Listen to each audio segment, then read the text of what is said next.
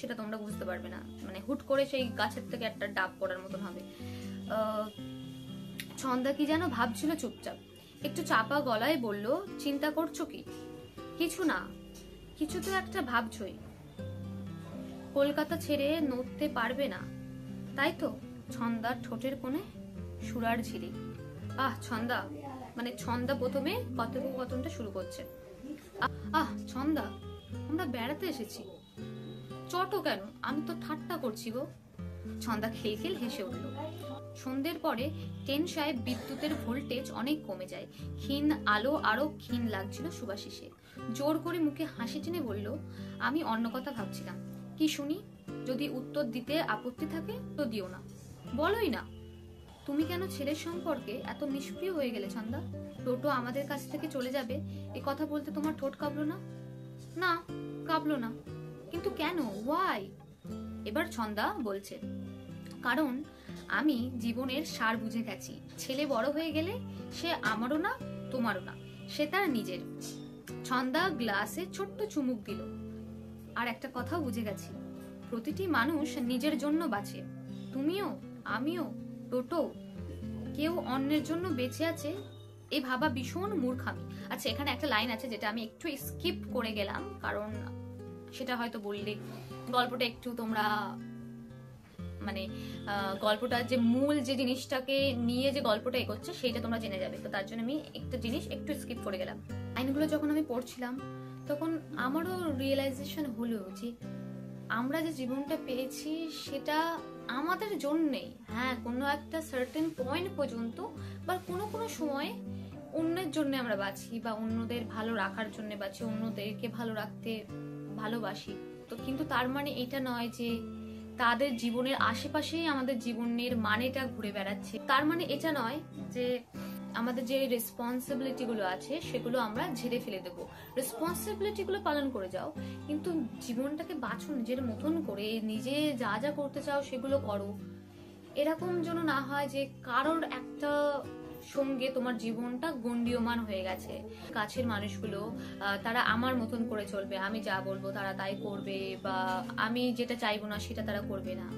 কিন্তু একটা সার্টেন পয়েন্টে গিয়ে আমি রিয়েলাইজ করি যে তার মানে ওই যখন তোমার যে হ্যাপিনেসটা সেটা যখন অন্য মানুষের জীবনের ওপর নির্ভর করে বা অন্য মানুষের মুডের ওপর নির্ভর করে, তাহলে তুমি কখনোই হ্যাপি হতে পারবে না বা হ্যাপিনেসটা খুঁজে পেতে পারবে না।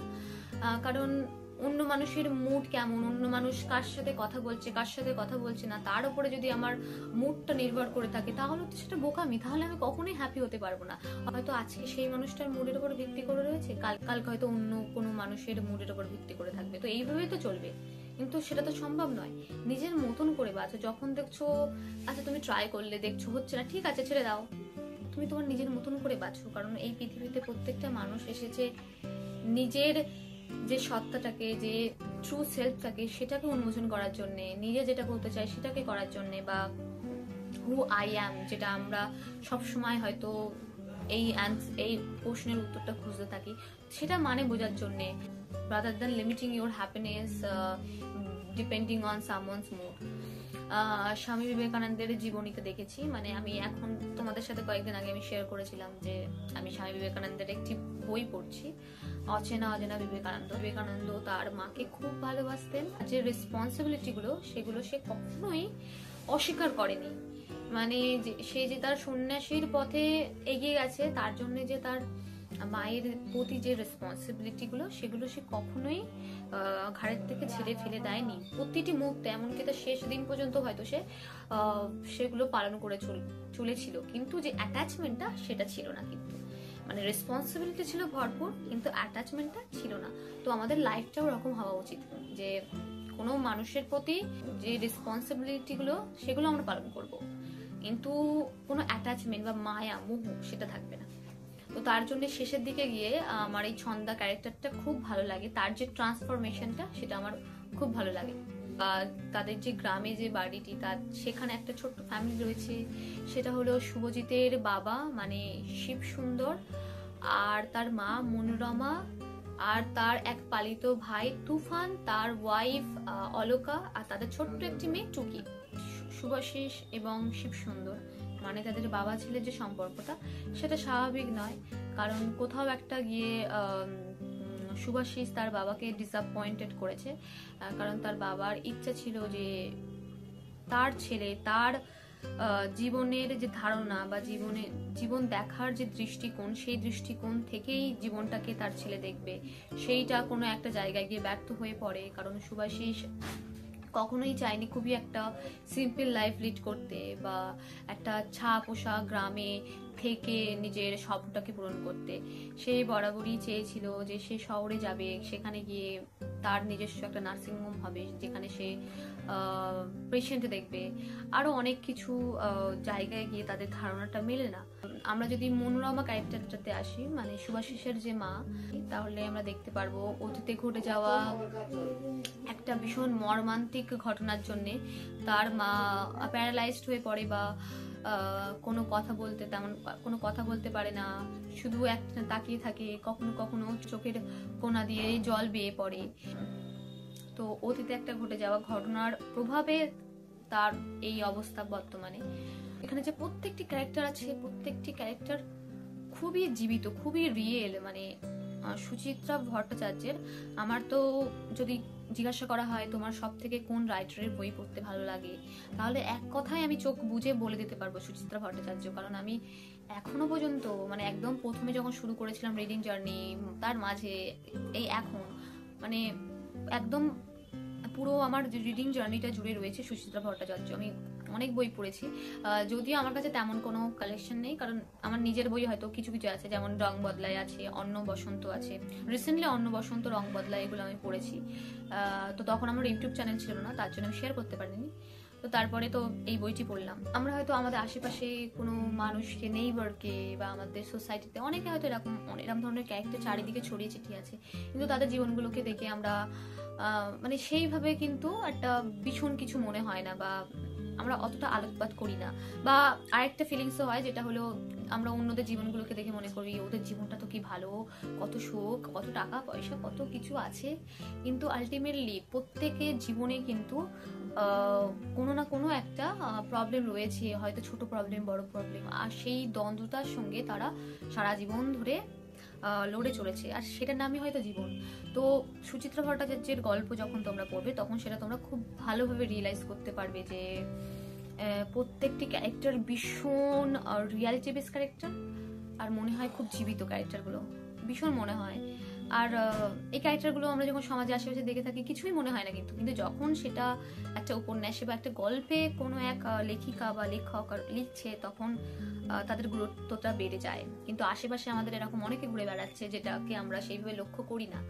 তো আমার মনে হয় প্রত্যেক মানুষের জীবন আমাদেরকে স্টাডি করার দরকার, তাহলে হয়তো নিজেদের জীবনটাকে আমরা হয়তো আরো অনেক ভালোভাবে বাঁচতে পারবো।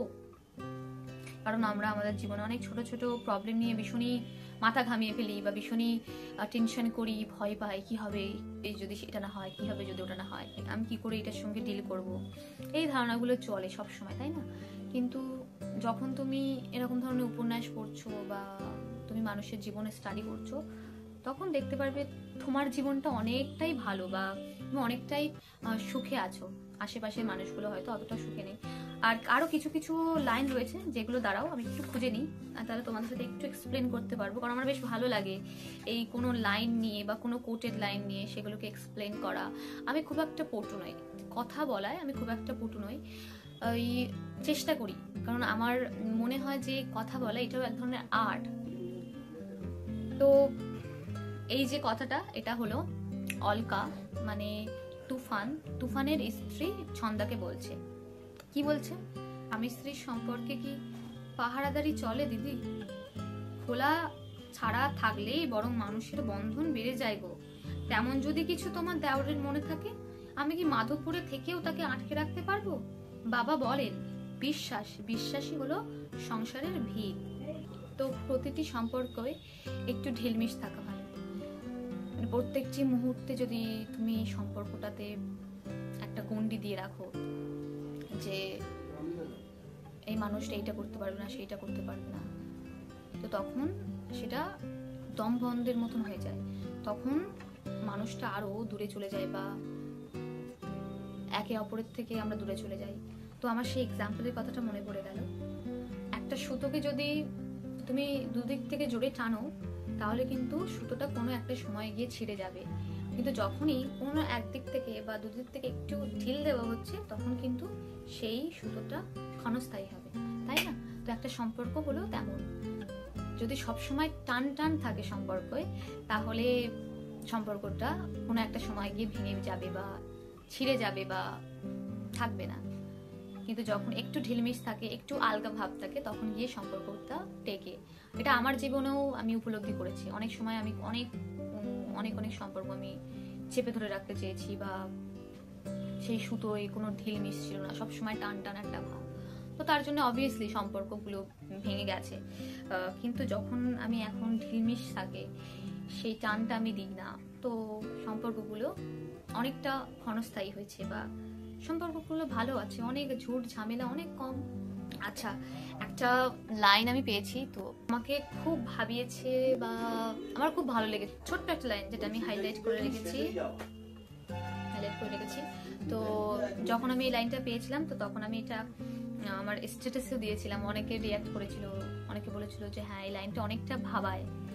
তো লাইনটা হলো, কেউ নির্ভর করছে ভাবলে কি মুক্তির স্বাদ বাড়ে। আচ্ছা, এইটা আমি একটা কোশ্চেন মার্ক রেখে দিলাম, আমি এটাকে এক্সপ্লেন করছি না। তোমরা আমাকে জানাও যে তোমাদের কি মনে হয় যে নির্ভর করলে কেউ যদি তোমার উপরে নির্ভর করে তাহলে কি মুক্তির স্বাদটা আরো বাড়ে, মানে তাহলে কি ভালো লাগাটা আরো বাড়ে? তো এইটা তোমরা আমাকে কমেন্টে জানাও, তোমাদের কি ধারণা এই লাইনটি সম্পর্কে। তো এরপরে যে বিষয়টি আসে সেটা হলো, তোমাদের কি এই বইটি পড়া উচিত, বা তোমরা যদি সুচিত্রা ভট্টাচার্যের এখনো কোনো বই পড়ে থাকোনি তাহলে কি এই বইটা দিয়ে শুরু করা যায়? তাহলে আমি বলবো না, কারণ প্রথমত এই বইটির দাম অনেকটা, প্রায় 1200 টাকা দাম। এমনকি এই বইটি কিন্তু আমার না, আমি একজনের কাছ থেকে নিয়ে পড়েছি। তো পরবর্তীতে এটি অবশ্যই আমার কালেকশনে থাকবে। কিন্তু তোমরা যদি এখনো সুচিত্রা ভট্টাচার্যের কোনো বই পড়ে থাকোনি, এখনো কোনো বই তোমাদের পড়া হয়ে ওঠেনি, তাহলে বলবো এই বইটা দিয়ে শুরু করো না। কারণ প্রথমত এটার দাম অনেকটা বেশি, আর যেহেতু এটা অনেকটা মোটা বই, এমনকি আমি অনেকগুলো বই পড়েছি সুচিত্রা ভট্টাচার্যের, কিন্তু আমি রীতিমতো হিমশিম খেয়ে যাচ্ছিলাম বইটি শেষ করার সময়। এটা বোরাম চলে আসছিল শেষের দিকে গিয়ে। কিন্তু তার মানে এটাও নয় যে বইটি ভালো না, বা বইটির কোনো মানে নেই, গল্পটার কোনো মানে নেই, না পড়লেও হবে না। এই বইটা অবশ্যই পড়ো, কিন্তু তার আগে সুচিত্রা ভট্টাচার্যের অন্য কোনো ছোট উপন্যাস দিয়ে শুরু করো। যেমন রং বদলায় আছে, তারপরে অন্ন বসন্ত আছে, কাঁচের দেওয়াল আছে, তোমরা এইগুলো দিয়ে শুরু করতে পারো। তারপরে গিয়ে তোমরা এই বইটা পড়ো। কারণ প্রথমেই যদি কোনো একটা বড় জিনিস দিয়ে শুরু করো তাহলে একটা নেগেটিভ এফেক্ট পড়বে তার রাইটিং স্টাইলের উপরে, হয়তো মনে হবে খুবই একঘেয়েমি। যখন তোমরা ছোট জিনিস দিয়ে শুরু করছো তাহলে সে স্বাদটাই প্রথমে পেয়ে যাচ্ছ, তখন একটা অ্যাডিকশন হয়ে যাবে, তখন তোমাদেরকে এই বইটা পড়তেই হবে, তখন পড়তে পারো। আর যারা ইতিমধ্যে অনেক বই পড়ে ফেলেছো সুচিত্রা ভট্টাচার্যের, তারা অবশ্যই পড়তে পারো। আর যদি এত দাম দিয়ে বইটা না কিনতে চাও, ফিজিক্যাল কপি যদি না নিতে চাও, তাহলে তো গুগলে অনেক পিডিএফ আছে কাছের মানুষের, সেটা ডাউনলোড করেও পড়তে পারো। কিন্তু আমি সাজেস্ট করবো, যদি পড়ো একটু সময় নিয়ে, একটু টাকা জমিয়ে বইটি কেনো, একটা ফিজিক্যাল কপি কেনো, তাহলে হয়তো আরো স্বাদটা বাড়বে উপন্যাসের, আরো ভালো লাগবে বইটি পড়ার সময়। তো আজ এই অবধি থাক, তোমাদের সাথে দেখা হবে আরো অন্য কোনো ভিডিও নিয়ে। টাটা।